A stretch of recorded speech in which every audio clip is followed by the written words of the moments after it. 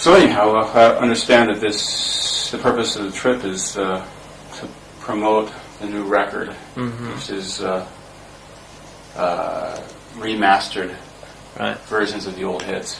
Right. How is it that this came about?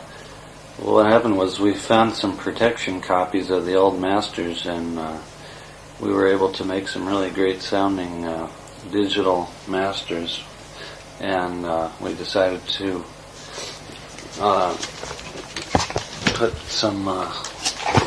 put a double record set out for Japan and Europe, and try to get some people who had never known the Doors before interested in the Doors.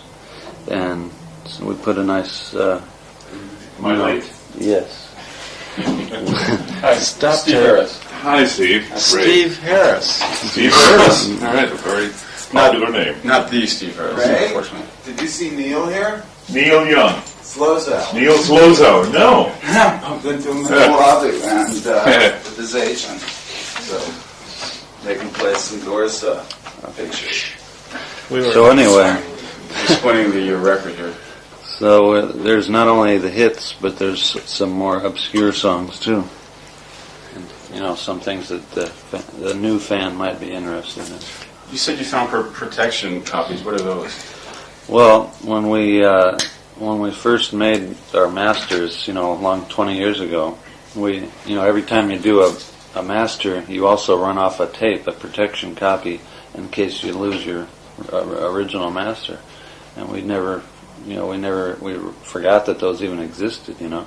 So, you know, what's happened is over the years, every time they've needed a new batch of records, they wouldn't go to the original master because those are lost probably, but they'd have some fourth or fifth generation things that were sitting around, and some jerk down in the office would go and make a new master, and therefore the quality has been degraded over the years quite a bit.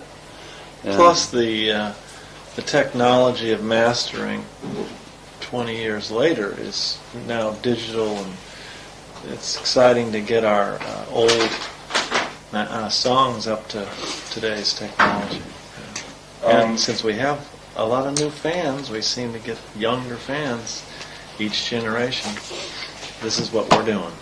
Does it sound that much different from when you heard it at the time? Cleaner. It's a lot cleaner. Yeah. Yeah, we can tell the difference. I don't know if a fan could. Well, they could really if you said A beat them. I think anybody could tell the difference. A-B meaning playing one against the other. Uh-huh. But maybe they get it subliminally. What do you think of this coming out now? I mean, don't you ever feel haunted by the Doors and the image of the spirit of Jim Morrison and the whole deal? You never get sick of being associated with it? Well, I Or get is it- sick of it sometimes.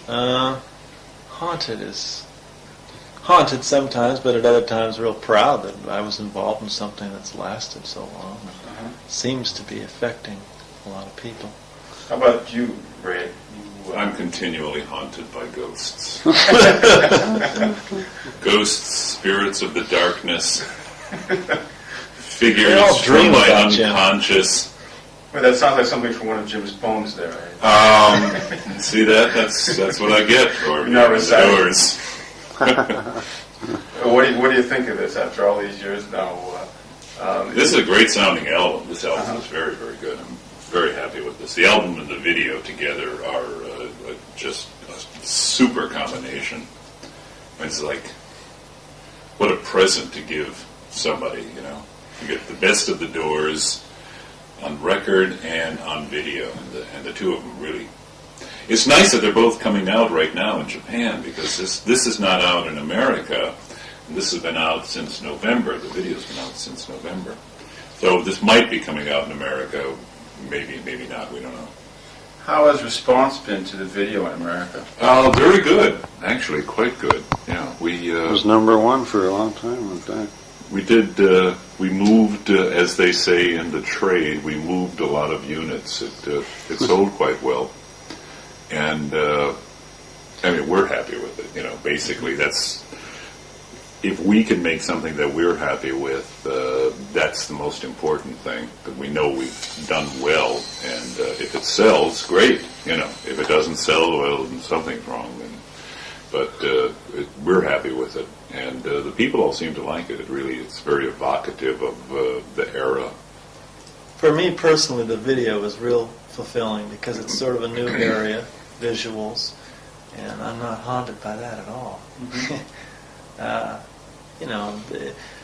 They are the old masters on the record, but it's nice to have the mastering up to date. But it was real fun with the video. And during the 70s, for instance, it used to be, every time I would get into some solo project or something, everybody would always, well, what about the Doors? It sound the same as you used to in the Doors, It used to get on my nerves, but, after realizing how important the Doors really are to history, it puts the whole thing into a whole different perspective. It's like, there's no comparison with the Doors in anything, much less, my solo project. So, it's only a help now. I view it as only a plus. I'll get back to the Doors in a little while. I think one of the main things we have to do here today is kind of get background on what you gentlemen are doing now. I'm sure you're very interested in talking about that. So now maybe we'll start from you, John. Sure, yeah. Well, I've been writing a book which is autobiographical and probably will focus on the Doors. But it brings it up to 1986, me now 40 years old with a kid and all that. So I guess I'm trying to integrate the 80s and the 60s, which is what we got to do. I'm also involved in acting. I did a one-man show where I wrote a one-act play, and I did a Sam Shepard one-act, which I will video in the future. And I'm involved in a documentary on American poet Robert Bly, trying to get the financing and produce that. So I'm, excited about all that stuff. And the Doors, in a few years, there'll be a movie. We've met with a writer, and we're trying to get a script going, and so the three of us will be playing some music probably for the movie. There'll be the old songs, and then there'll be instrumental music to back up some of the visuals. That'll be fun. It'll be the instrumental jazz album I always thought the three of us could do. Two things I'd like to ask you about there. One is that the movie isn't the one that John Travolta was trying to get in on all these years, is it? Well, John Travolta's not going to play Jim. That's what he said. Yes, is it the same one? That is. It's the same one.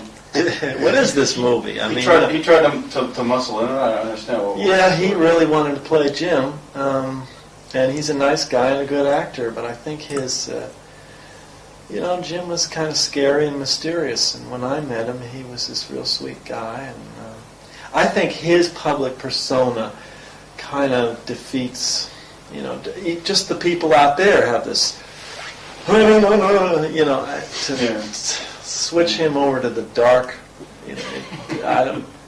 his outer image, I don't think they'd let him do it. So he would, I think, kind of a laughing stock. Well, so who is going to be playing it then?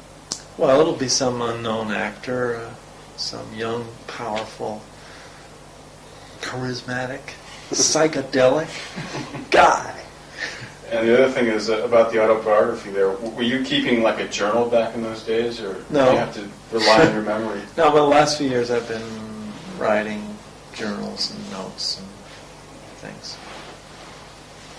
So you think it can all come together pretty easy? It's not easy. Not easy. That guy will tell you. We're looking forward to it. I can't wait to read it. Come on. But neither of you guys kept records or journals either, huh? No. The only one who kept a journal was Babe Hill. Who's that? He's a friend of Jim's, and he's disappeared now. So. I guess we'll move on to you then. Okay, well, I have an album coming out here. And that's on Cafe Records. And I'm going to have some singles coming out, hopefully in Japan, I don't know.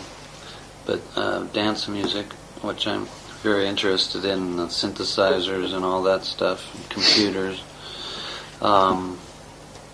Trying to, get away from the disco 70s type of dance music and into something more interesting. Disco's 80s. Disco 80s stuff, right? And I have a deal with Gibson Guitars to, they're going to put out a signature model guitar for me, which I'm designing with Gibson. Don Preston, he used to play with Frank Zappa. Yeah. In fact, the bass player there, Arthur Biro, also played with Zappa. How is it you tied up with these guys? Well, not through Frank Zappa. No, I do know Frank Zappa, but I don't know, I just kind of... L.A. musical circles. Yeah. Bruce Gary's the Naxal drummer. Okay. So these guys pretty much... It's a super group. I wish you might put it right. Okay, and then last but not least... I'm working with a guy from New York City, a poet named Jim Carroll, and we're putting an album together of his words and him singing and my music, and hopefully that'll be out before the end of the year. How was it you got together with Jim Carroll? Danny introduced me. Danny Sugarman does work for the Doors and for me. He's known Jim for a long time, and he said, "Listen, this guy is a terrific poet. To get together with him and just check out his song lyrics." And I said, "Okay, all right, let's see."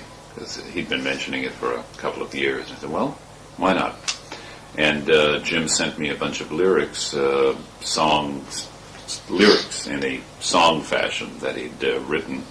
And I started putting them to music. You said, "That's the best song I've ever heard." And I said, those are best real lyrics good I've lyrics. ever heard for rock and Those roll. are good lyrics, man. I haven't heard lyrics like that in a long time, frankly. I've read a lot of people sending me lots of poetry and lots of lyrics and saying, let's get together. But Jim Carroll stuff is the best stuff I've seen in a long, long time.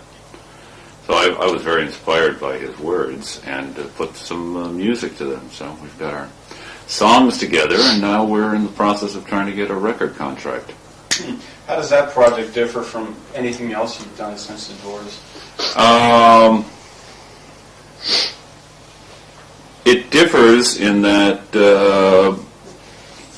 he writes the words and I write the music. The other projects that I've done, I've written the words and music, or worked with other musicians, or done other people's music. I did an album with Philip Glass producing called Carmina Burana. We did Carl Orff's Carmina Burana, classical piece, or chorus and orchestra. And we did a synthesizer rock and roll version of it. But this is the first time I've done all the music to another guy doing all the lyrics, and it's been a great deal of fun. I've had a real good time with it so far. So it should be a very exciting album.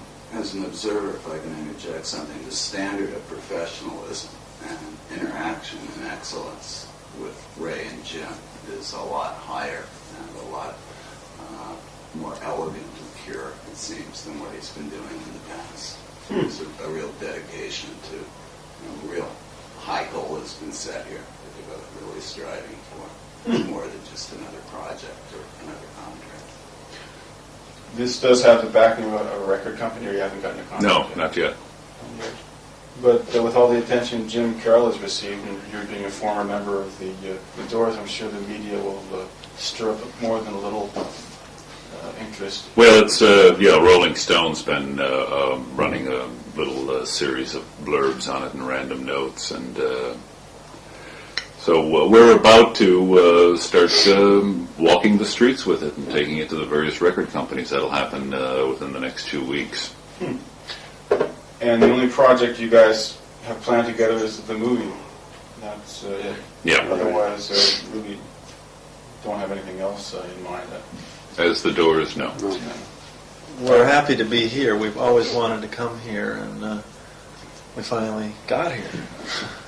We wanted to back in the late 60s. We wanted to play here, but it didn't work out. Somehow. We'll work together as the Doors. When it's time to do a Doors thing, we come together. And, we got together for this, for the record. We got together for the video album. We will get together musically for the movie, very much like an American Prayer. It'll be the same sort of thing. Instead of having Jim's words to play to, we will have visuals to play to, and we'll come together as the Doors. So when Jim Morrison is involved in the project, we are involved in the project. How about the music for the movie? Have you worked together at all for that yet? No. That'll come much later. We've got to get the script together. They've got to shoot the movie, and then they've got to edit, get a rough cut edited together, and then at that point we'll begin creating whatever's necessary background music. You talked about it being the great jazz album you always thought you could make, but for some reason, when you think of instrumentals being done by the three of you, what I think is a guitar sort of noodling over the psychedelic sound of something like The End. That's what comes to mind. Yeah. I don't think of jazz. Jazz. Doors instrumentals, which is a melting pot of jazz, blues, flamenco. Think of classic. What do you call it? Riders French. in the Storm. Riders in the Storm. Yeah, right, something like that. We'll have to write a French theme. Jim in Paris, UCLA theme. It'll be fun. Blythe theme. Hey, what? Blythe. Blythe, right? There's been sort of a re-evaluation of your work as of late. Not as of late, actually, for the last few years, like especially in places like Britain. A band called Echo and the Bunnymen, their stage performance is 60% Doors. Ray just Is played. that right, Ray? Well, they're Doors-like. They've got the Doors mood, is what they have. Yeah. It's the mood of the Doors. They hint at it, and then, like, towards the end of the concert, they kind of drift into sort of a Doors medley. Well, you too does too. That's, I think, just one obvious example of it. I played with them last week in Los Angeles, the closing of their American tour. They did the last song of the last set on their American tour, the last night of their tour. They did Soul Kitchen, and I came on stage and played Soul Kitchen with them. What did you think? I mean, how does it feel to have a band like that just dragging your approach out of the closet there after all these years? It's nice. I don't get to play Soul Kitchen very often. It's a lot of fun to play that song, Every once in a while, every 5 years, I get to play Soul Kitchen. It's not as if I get to play a lot of Doors songs on stage with people. So I had a very good time doing it. It's always flattering when some other musician does one of your songs. And it's always interesting, their interpretation. Yeah, that's they the best find part. a new way in. It's real interesting.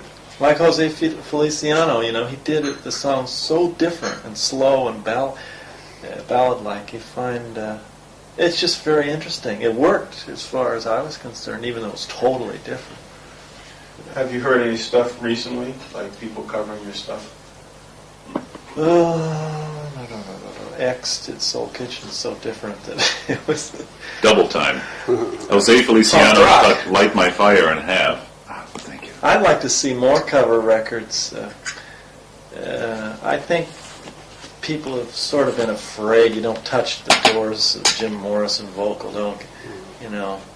but it's fun for us to hear other interpretations.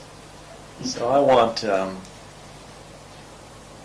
Rat to do Waiting for the Sun or Dum Dum Dum Dum. Yeah, Heavy metal. A heavy metal band doing Waiting for the Sun. I would like to hear that. I just listened to that album the other day, and God damn, that. Heavy metal. Waiting for the sun. Except they're going to have to get quiet in some sections. Well, they can do that. Well, those guys play, you know, Yeah, I mean, they heavy can- metal bands play ballads, an occasional ballad every once in a while, so they could have some fun with that. I'd love to hear that. So you do pull out the old albums every now and then. well, not too often. I mean, for me, I love to hear them on the radio or something in the car, because then it's someone else's choice to play it, and I kind of get off on that, and it's fun. We just got CDs of all of our albums, so I'm going to be listening to I haven't listened in a long time, but lately I started. I listened to Waiting for the Yes. Sun just last week, man. Yeah. Well, I got some new speakers at home, so yeah. The best way to test new speakers in a new sound system.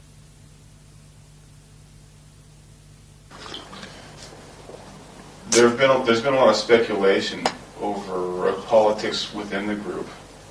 You know, was it all Jim Morrison's thing? And I'm sure you've been browbeaten to death with this subject.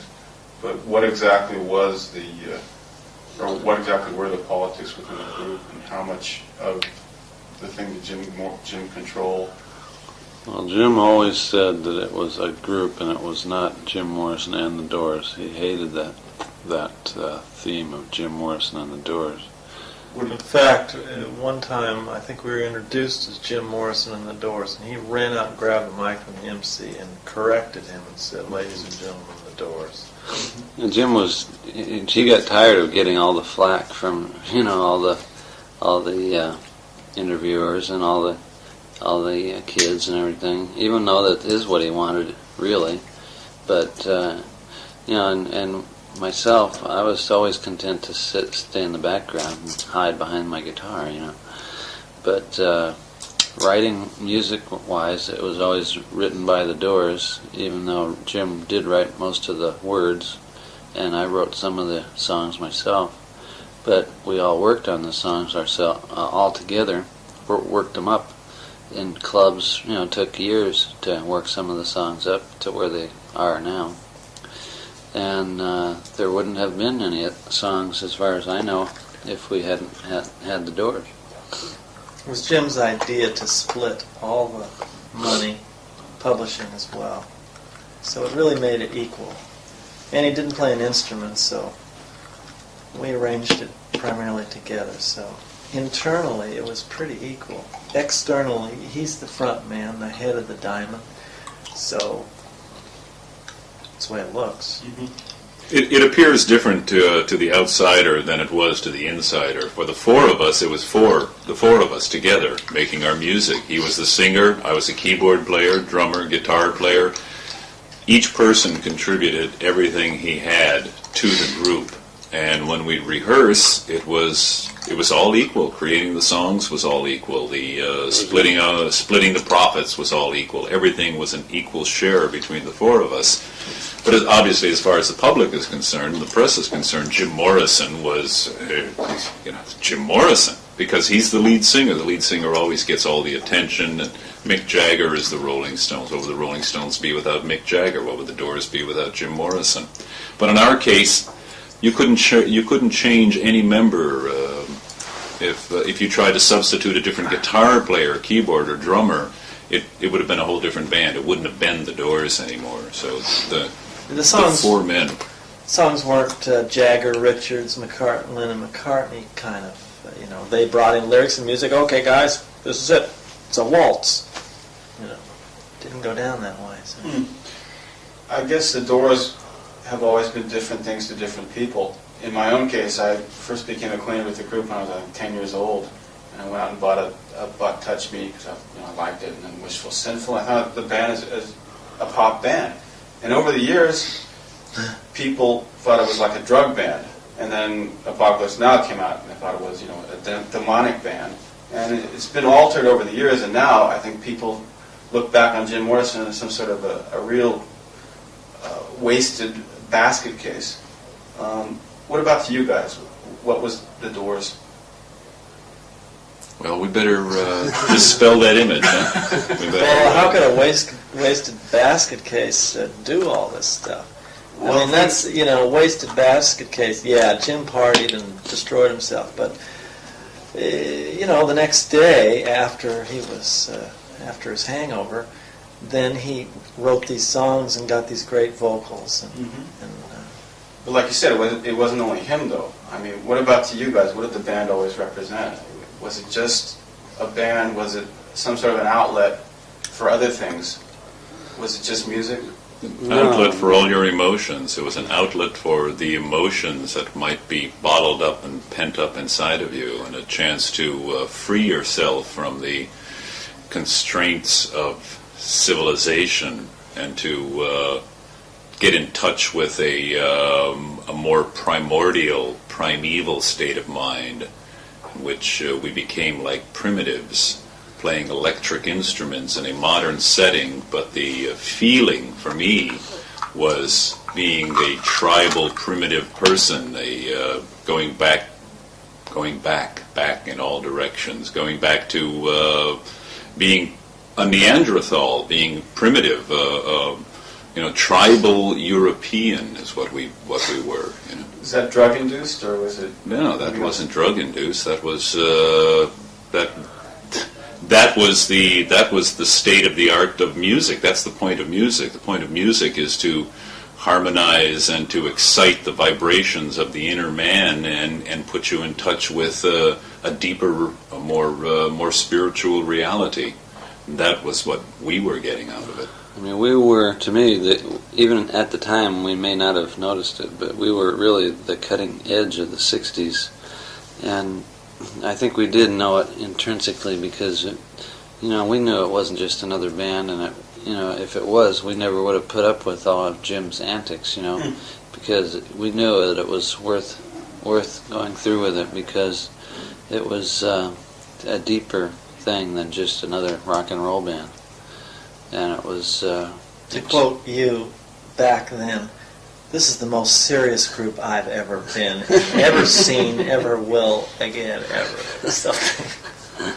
How did it compare with the other groups on the scene at the time, like, first of all, the Byrds? Well, that's it. Back, In retrospect, though, how did the two compare? We scared the shit out of the audience, and the Byrds... flew over. Yeah, what I said, John, was that I said that we're even more serious than the Stones. Is what I said. Just something like that. Okay. Is that what you said? Something like that. You said that. This is the most serious band I've ever been in, the most serious band that ever was or ever will be. Is that what I said? Something like that. I don't know. How about a trivia question? Wait, you want to hear about drugs? I can sense that. No, not at all. I'll get into that if you want. As a matter of fact, even people here have a hard time relating to drug experiences because they don't do it here. Yeah. So it really doesn't matter much. Well, Good. Let's hear the trivia question. Yeah, the trivia question is, why did a band like the Doors make it and a band like Arthur Lee's Love not make it? How's that? well, first of all, Arthur Lee's Love, I think, was real good and real inspiring to us. In fact, I think... And Jim well, was his loved favorite them. group. Is that right? We hoped we could be as big as them, and then we passed them like a rocket. The reason was that they had an attitude problem. Arthur thought that because he was black that he wasn't getting a good shake or something. I don't know what it was, but Arthur didn't want to tour. He was kind of paranoid. I think he did take a lot of drugs, and God, he wouldn't come out of his room or something. He didn't want to go to New York, is the story I heard. Yeah. They had a chance to go to New York, and he hit, as we all do, an existential crossroads, and by which that decision in your life, right here and right now, will forever alter the course of your life. And we keep having those. And Arthur had one of those, and he said, no, I don't want to go to New York. So consequently, Love never broke out nationally. They stayed a West Coast phenomenon. They never got the New York audience. We had a chance to go to New York and said, New York City, let's go right away. We finished playing the Whiskey A Go-Go, finished recording our first album, and went back to New York to play in New York for a month. We played New York over and over and over and loved the city and loved the audience and got the East Coast. So we had the West Coast and the East Coast, and then it filtered back in the Midwest. So there are things that you have to do. Later in Love's career, they released an album called Forever Changes, which Bruce Botnick produced That's and right. engineered, That's who was right. our engineer. It was another moment. It was a terrific album. Yeah. And it was a smash in Europe. Well, to fly over the ocean, Europe? forget it. No, they Man's they not didn't going go. to New York? It was big in Europe. They wouldn't go. You know. Do you think that you guys are basically ready for the big times in stardom then? That's why you made the move? Well, yeah. I mean, we kind of sensed. It sounds ego-ish, but we kind of sensed that we were going to really do it. We knew we just had the it. quality, just the chemistry of the songs and the four of us. We knew we were going to do it. Do you think that changed your direction as musicians, the fame, the stardom? Would you have ended up differently if you had stayed in the LA scene and been like Arthur Lee? I think it's not like a dumb question, but What's that? If we hadn't gone to New York, Well, I'll say, Probably. okay, the fame. nothing Does mattered. change. Nothing mattered except "Light My Fire." If "Light My Fire" hadn't been a hit single, we would have died as a West Coast band, just like Arthur Lee. you think so, huh? Well, who knows? I mean, that song did go through the roof, and the song. Arthur had a top 20 hit. Well, you missed the last 5 minutes. We ran Love down. What? We went through. No, we didn't. We didn't dump on them. We just No, told not the story. ran- yes, We sir. told the story of love. Uh-huh. I think what fame does, the one thing, is it changes your writing, your creating scheme. In the beginning, you work real hard for years with nothing, and you work up many, many songs. So then by about the third album, you've been out there touring, you've recorded a lot of those songs, and the time to create is not, the time isn't, you don't have time anymore. Play the hits in person, go in the studio, make more hits, blah, blah, blah. So there's a pressure that comes in, and you end up writing songs in the studio, and that does happen to every group. Another thing, what set Jim on the course of self-destruction? Did it have anything to do with the pressure of the fame, or was it something else, you think? Something that No, he was like that before, you know. You think no matter what he did, he would have done that anyway? Maybe not as much, you know. I think that helped the whole pressure of the fame bit helped him. But even before that, he told me that he used to go out in college and get so drunk that his friends would have to carry him home almost every night. A lot of young guys like that who outgrow that. Yeah. Not every night. I think he would have done. I think he was an artist. He was destined. He might have been a painter. I don't know. He's great little scribblings in the sides of his lyrics on pieces of paper, which we included in American Prayer. He had to have an outlet for that energy somewhere. Jeez. How about for you gentlemen? Have things been comfortable since? I mean, how about now? What motivates you to do the work you do now? Is it a need to express yourself artistically? Do you want to equal your former achievements? Well, I think, you know, I used to feel that way, but, you know, I know that it's not a matter of that anymore, because what the Doors did was an amazing blend of four guys doing one thing, which one person could never equal again, you know. But, you know, for me, it's just the thing that keeps me going is knowing that I can make better songs that are on the radio right now, and I feel like I have to at least try to get my stuff on, you know. So the album you feel is Well, that one's not destined for the radio, really, but stuff I'm doing now, dance music-wise, is more what I'm talking about. How about you, Ray? I'll get to that. Let's hear what John has to say. Well, what was the question? What motivates you now? I mean, do you want to equal your... No, just creating, acting, writing. I get off internally on doing that, and it's not going to be as big as the Doors, but when I started this little acting class, boy, my heart. There's 12 little people out there as opposed to 24,000 at Madison Square Garden. But shit, it was new, and I dug it. I mean, that new avenue of creative outlet. So that's what keeps me going. Artistic expression. Yeah. For me, it's just the fun of making music. You know, been playing the piano ever since I've been 7, 8, 9 years old, piano lessons, and I love to make music. It's a lot of fun, boy. There's nothing that's more fun for me. The only thing that's more fun than making music is making love. Between those two things, that's all I want. And you have no problem making a living doing that, then? Huh?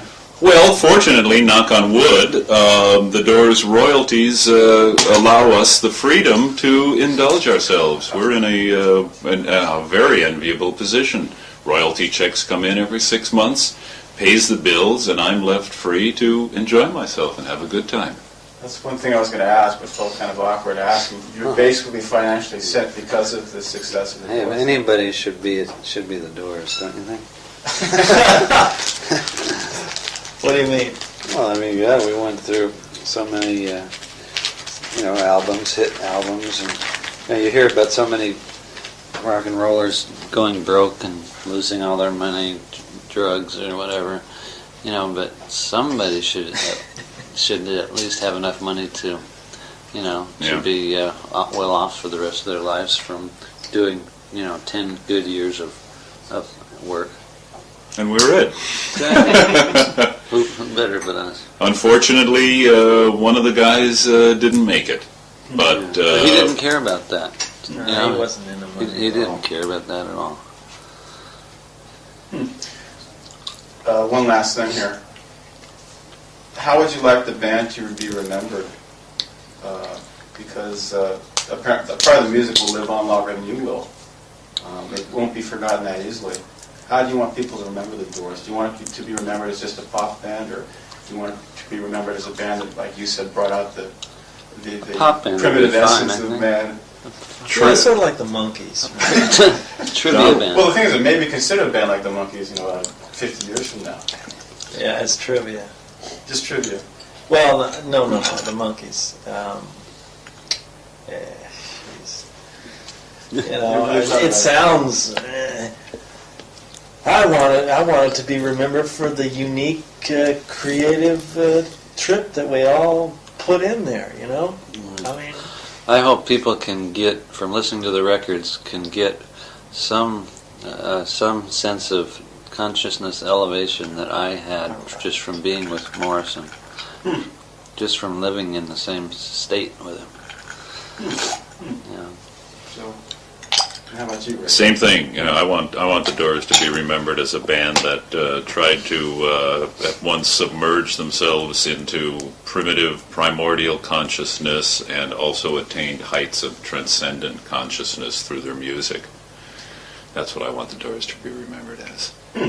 and I'd like our music to help people keep asking questions. About what? Just questions about life, and don't be. About existence. Don't rest on your laurels. Jim was always pushing. Keep pushing. If the Doors can make you ask, why am I here? Where did I come from? And where am I going? If you ask yourself those questions, hopefully the Doors music will help you ask those questions, and it might just give you a few answers too. Okay. Well, thank you very much. All right. Thanks, Steve. For the time. Good I stuff. was just thinking, Good stuff. I think there's a reason why the Doors never came to Japan. I think Jim would have just completely blew the place apart. What do you mean? Playing no live? drugs, they're so stifled, it seems like. Even though it's not Russia or anything. Go to the bathroom and check your teeth. Photos? Just go check your teeth.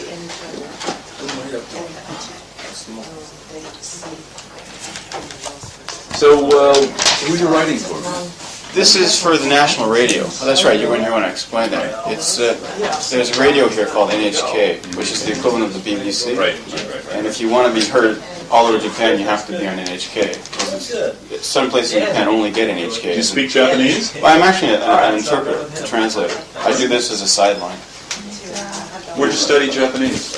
Berkeley. Yeah? Yeah. Great. And I came here straight after graduating. All right. Yeah. Good. Good way to make a living. Fun, huh? Oh, yeah. Yeah, right. Is your Japanese as impeccable as your English? My what? Is your Japanese as well as your English? Not quite. Although I don't speak English that well, so that's what I'm saying. Seem to be getting by fine. How long have you been here? About 6 years now. Including the year I was studying here abroad. Uh-huh. I was a foreign student for a year. How come you're not doing TV yet? TV? Yeah. What would you do on TV? What would you do on TV? Yeah. What did the other guys do doing on TV? Make asses of themselves. Any other questions?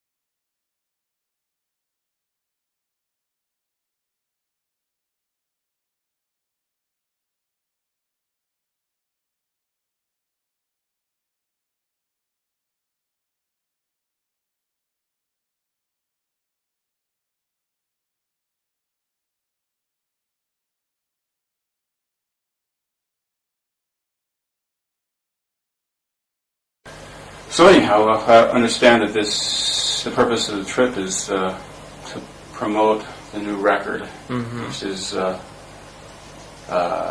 remastered versions of the old hits. Right. How is it that this came about?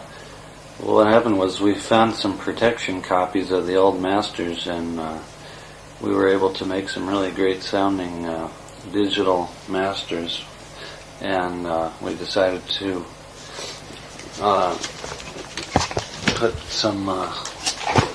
put a double record set out for Japan and Europe, and try to get some people who had never known the Doors before interested in the Doors, and so we put a nice My late. yes. Hi, Stop Steve there. Harris. Hi, Steve. Steve Harris. Steve Harris. All right, a very popular name. Not the Steve Harris, Ray? unfortunately. Did you see Neil here? Neil Young. Slozo. Neil Slozo. No. I've been to him in the lobby and with his agent. So they can play some Doors pictures. So anyway, Explaining the record here. so there's not only the hits, but there's some more obscure songs too. And, you know, some things that the new fan might be interested in. You said you... Meaning playing one against the other. Uh-huh. But maybe they get it subliminally. What do you think of this coming out now? I mean, don't you ever feel haunted by the Doors and the image of the spirit of Jim Morrison and the whole deal? You never get sick of being associated with it? Well, I Or get is it- sick of it sometimes. Haunted sometimes, but at other times real proud that I was involved in something that's lasted so long and seems to be affecting a lot of people. How about you, Ray? I'm continually haunted by ghosts. Ghosts, spirits of the darkness, They figures all from dream my about Jim. unconscious. Well, that sounds like something from one of Jim's poems there. See that? That's what I get for You're being not in the reciting. doors. What do you think of this after all these years now? This is a great sounding album. This album is very, very good. I'm very happy with this. The album and the video together are just a super combination. It's like, what a present to give somebody, you know. You get the best of the Doors on record and on video, and the two of them really. It's nice that they're both coming out right now in Japan, because this is not out in America. This has been out since November. The video's been out since November. So this might be coming out in America. Maybe, maybe not. We don't know. How has response been to the video in America? Very good. Actually, quite good. Yeah, It was #1 for a long time, in fact. we did. We moved, as they say in the trade, we moved a lot of units. It sold quite well, and I mean, we're happy with it. You know, basically, that's. If we can make something that we're happy with, that's the most important thing. That we know we've done well, and if it sells, great. You know, if it doesn't sell, well, then something's wrong. But we're happy with it, and the people all seem to like it. It's very evocative of the era. For me personally, the video is real fulfilling because it's sort of a new area, visuals, and I'm not haunted by that at all. You know, they are the old masters on the record, but it's nice to have the mastering up to date. But it was real fun with the video.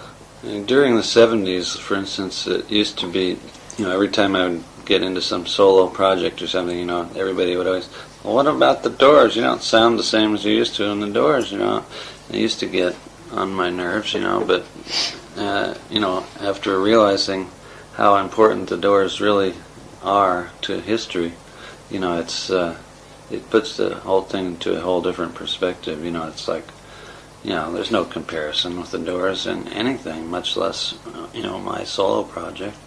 So, you know, it's only a help now. I view it as only a plus.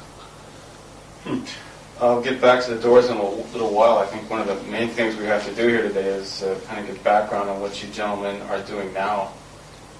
I'm sure you're very interested in talking about that. So maybe we'll start from you, John. Sure, yeah.